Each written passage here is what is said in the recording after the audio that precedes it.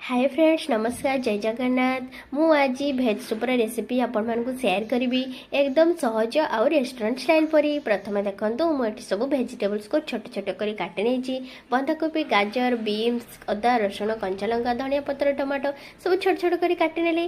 तापर कड़ाई रे तेल दे अदा रसुण कंचा लंका को टिके फ्राए कली। तापर वेजिटेबल्स जो काटिकी रखीदी वेजिटेबल्स को दे ताको किछि समय फ्राए करदेली। तापर मुझे 2 ग्लास पानी दउची जेहेतु आम सूप बनाऊे आमको टिके अधिक पानी दरकार से मुझे 2 ग्लास पानी देली आ किछि समय फुटिया छाड़देली। पानी फुटिया सहित आमर भेजिटेबल्स गुड़ा भी भर भलसे सीझी हो। पानी फुटी गला से मुझे soya sauce red chilli sauce को दे ताकू टिके भलसे मिक्स करदेली।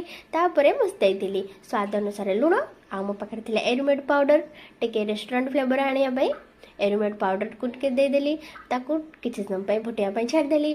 तापर शेष में मुझे कॉर्नफ्लोर पाउडर को गोले पानी रे गोले ताकू देदेली।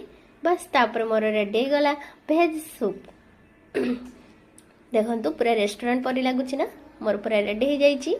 तो आज मोर रेसिपीटी आपको केमती लगिला निहाती कमेंट रे जणेबे। लाइक कमेंट सब्सक्राइब करने को जम्मा भी भूलेबेनी।